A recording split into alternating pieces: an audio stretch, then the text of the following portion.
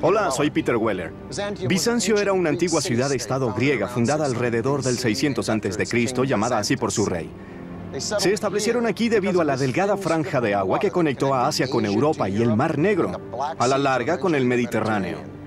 Esta franja de agua se llamó el Estrecho de Bósforo, que significa sendero escarpado en la mitología antigua. Bizantino hoy quiere decir en la forma en que asumió el poder. Constantino el Grande fue uno de esos gobernantes que cambió el mundo. Heredó un imperio romano que había sido dividido en dos partes. Constantino reuniría el vasto imperio, gobernando en sus mitades oriental y occidental. Él era un político muy astuto y enfrentó el problema tanto de administrar como de dirigir este inmenso reinado. Luego de apenas 6 semanas de su ascenso al poder, Constantino viaja al extremo del imperio, a un lugar remoto en la Turquía de los tiempos modernos. Constantino tomó una lanza y trazó el esbozo de la ciudad en la tierra. Su entorno estaba de algún modo asombrado por la extensión hasta donde tenía la intención de construir la ciudad. Se dice que comentó: iré tan lejos hasta donde el que me guía se detenga. Esa línea se convertiría en la frontera de la nueva gran capital del imperio, Nova Roma, Roma Nueva. De ese esbozo se levantaría una ciudad brillante en medio de un gran imperio nuevo. La ciudad sería conocida como Constantinopla, la ciudad de Constantino. Constantino efectivamente cambió el centro del Imperio Romano y fundó un centro nuevo. Se alejaba de Roma con sus viejas rivalidades, peleas políticas, intereses personales y demás, para crear algo bastante nuevo, lo cual pudiera moldear. En la visión de Constantino, su ciudad nueva sería construida según las técnicas de ingeniería perfeccionadas durante el Imperio Romano. Hubo una gran campaña de construcción, de construir foros, mercados, de construir el tipo de edificios que tenía la antigua Roma. Pero el mandato de Constantino estaría marcado por una distinción importante. Contrario a cualquier emperador previo, él aprovecharía el poder de otro gobernante. Su nombre, Jesucristo. La cristiandad estaba en auge. Hay una gran presencia cristiana en el imperio, y el solo hecho de reconocer esta presencia fue importante en un sentido político. Constantinopla fue fundada en efecto como un imperio cristiano, y la cristiandad ortodoxa fue fundamental para su existencia.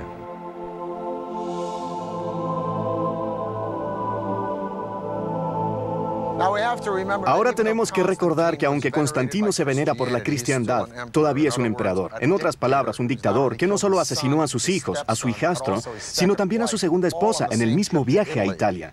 Así que si el muchacho quería una ciudad, iba a obtener la ciudad y no aceptaría un no como respuesta. Pero el problema es cómo atraes a la gente a una ciudad polvorienta en el interior llamado Bizancio.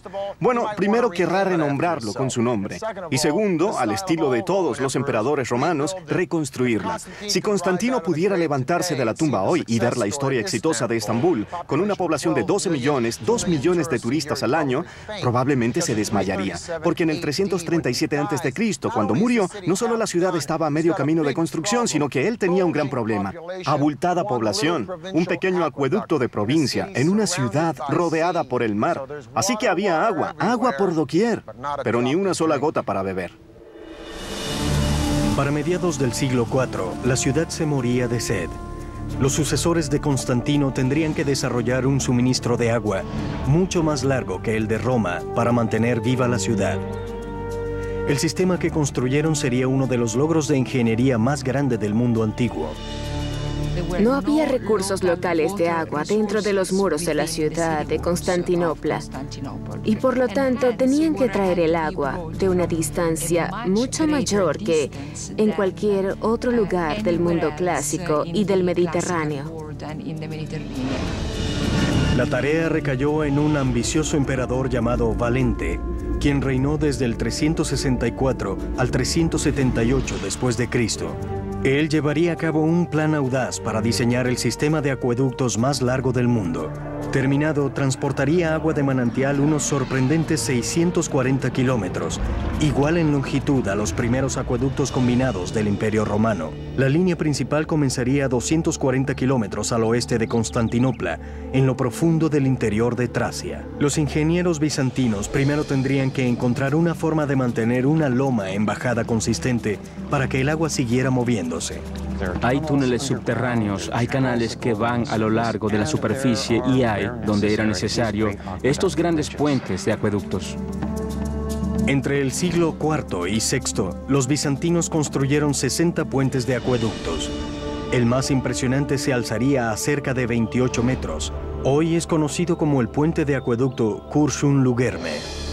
Los constructores primero levantaron pilares de piedras gigantes o apoyos. Una vez que los pilares se levantaron, los albañiles trabajaron en arcos masivos. Formas en madera mantenían las piedras de cada uno de los arcos en cada uno de sus lugares hasta que la piedra angular pudiera ser posicionada y se terminara el arco. Entonces se construía el marco en la próxima hilera y se repetía el proceso. Como los romanos, los albañiles bizantinos adornaron sus puentes con esculturas religiosas. Pero contrario a los romanos, los bizantinos escogieron símbolos cristianos y no paganos. A más de 152 kilómetros, otro puente acueducto, este incluso más largo, canalizaría el agua hasta el corazón de Constantinopla, ahora la ciudad más grande, Estambul. Estoy en la cima de un puente acueducto gigante construido para la antigua ciudad de Constantinopla bajo el mandato del emperador Valente. ¿Ese nombre no le suena a poder? ¿Valente? Ahora, la extensión de todo el acueducto es de 29 kilómetros, pero solo esta sección entre las dos colinas en Constantinopla tiene la longitud de 11 campos de fútbol.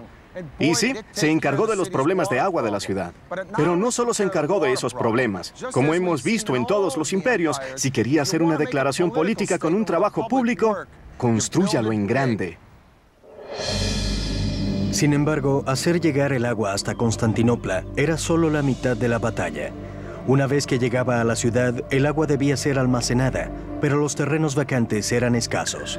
Los ingenieros bizantinos respondieron al reto al construir un sistema de almacenamiento subterráneo más elaborado que cualquier cosa en el mundo antiguo. Con el tiempo construirían más de 150 tanques subterráneos. El más grande estaría aquí, la cisterna de Basílica. Se necesitarían 336 columnas para sostener su techo de 8 metros de alto. Con 140 metros de largo y 70 metros de ancho, la cisterna de Basílica almacenaba suficiente agua para llenar 27 piscinas de tamaño olímpico. Los ingenieros construyeron los tanques de almacenamiento subterráneo en canales entre las colinas de la ciudad. Una ingeniosa solución que no solo hizo uso de las tierras bajas, sino que también suministró una superficie de edificio plana en el tope. Las cisternas permitieron a las ciudades ser suministradas continuamente de agua, incluso en el verano cuando no llovería tanto y apenas habría un chorro que bajaba del acueducto. Con su vasto sistema de almacenamiento subterráneo de agua, la población de Constantinopla creció a un tamaño extraordinario para una ciudad antigua. Para finales del siglo V, Constantinopla se aproximaba a 500.000 de personas. Ninguna ciudad ni siquiera se le acercó. Era una ciudad que fue legendaria, incluso para la gente que nunca antes había estado allí.